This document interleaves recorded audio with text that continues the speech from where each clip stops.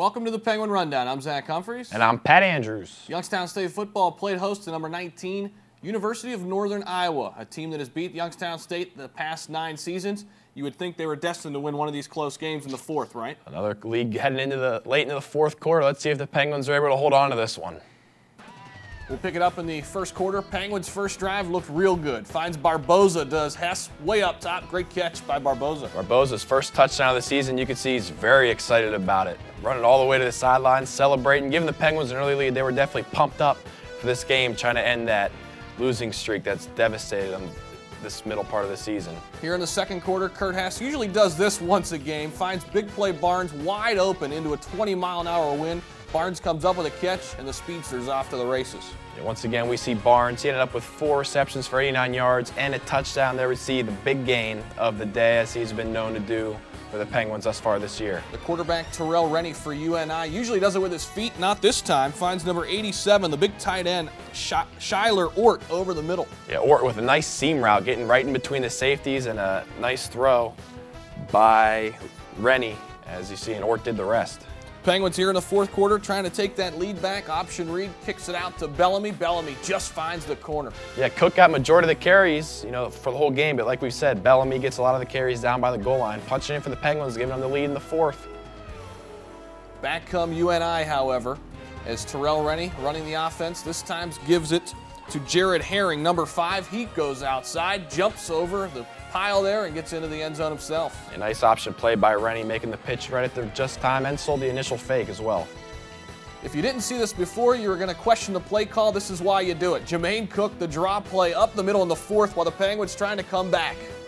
Yeah, Jermaine Cook busting a big one, giving the Penguins a lead late in the fourth. We've seen it before. Can they hold on this week? Terrell Rennie looks like Michael Vick here, just wiggling his way around a couple defenders, finds the end zone. He had 194 yards on the ground. That's the quarterback. And that run, if you see the clock down at the bottom, that was only about 30 seconds after YSU scored.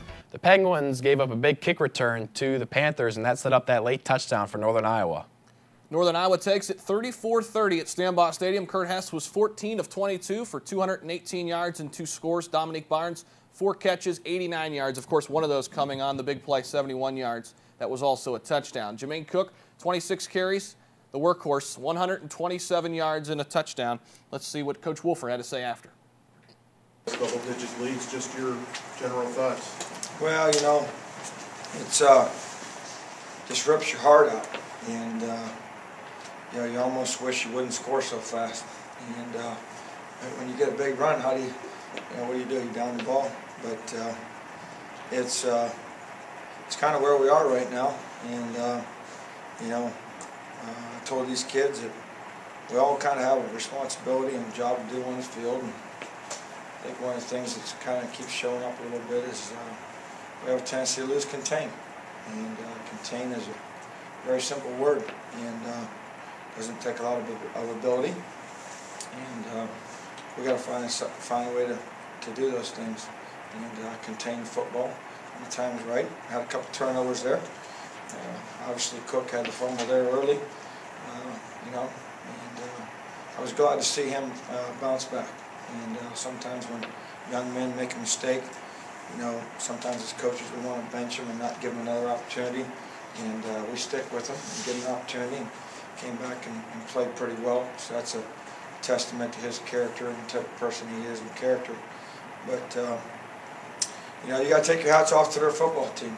They found a way in the second half to come back and kind of slow us down a little.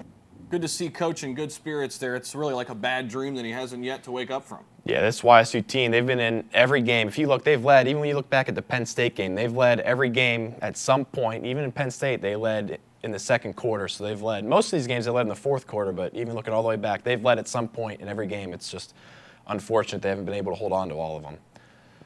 The Penguins volleyball team was also in action this past weekend. Friday night, they played host to Cleveland State. No highlights, but we do have a box score. Youngstown State falls to Cleveland State 3-0. Sets looking like 25-13, 25-13, and 25-18. Haley Kapfer with 4 kills and 4 blocks for the Penguins. Soublier added 17 assists. And Kelsey Bitter and Tasha Reed with 6 kills apiece. The loss drops YSU to 2-23 overall and 0-12 in the Horizon League. Youngstown State women's and men's basketball teams getting ready to set things up. Youngstown State men's team, they'll start with Samford on the 12th. We'll see what Coach Wernicke has to say prior to the season starting. New faces this season.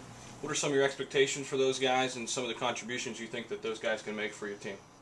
You know, we're still kind of in the infancy of learning about this group. My expectations for everybody are wide open, but pretty high in the same sense. You know, we've recruited everybody here because we felt like they were good players. You know, so without getting in, specifics with any specific player, this group has a chance to be very good. They're very different than a lot of the teams we've had here, and as we move through practice and up to our first game, it'll be interesting to see how they pan out. But I mean, we have high expectations, but they're channeled right now until we see. So basketball season will be just starting next week for the Penguins when they welcome Samford here at the Beagley Center. That'll be the Sheets dollar card game. If you have a Sheets card, your admission will only be $1.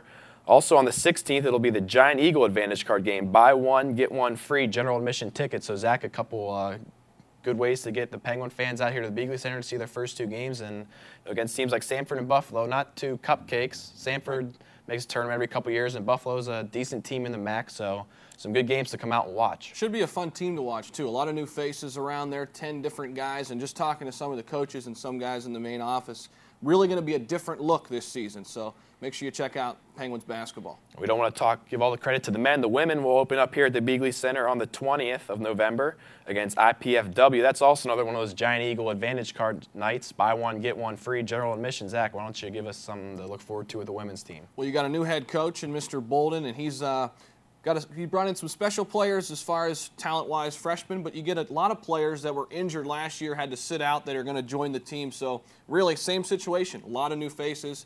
So be sure to check out women's as well. So we look forward to the two basketball seasons upcoming, but let's take a look at the week ahead for the Penguins. See here, this Friday and Saturday, the Penguins volleyball team hosts Valparaiso at 7 p.m. That's on Friday, and Loyola at 2 p.m. on Saturday as they start to wrap up their season. November 6th, Youngstown State football will be at Illinois State, 2 p.m. start. Also, swimming and diving will be on the road at Marshall, same time, same date. Follow YSU Athletics on the web, ysusports.com, facebook.com/YSU Sports, or Twitter @YSU Sports. For Zach Humphreys and Pat Andrews, we'll see you next week on the Penguin Rundown.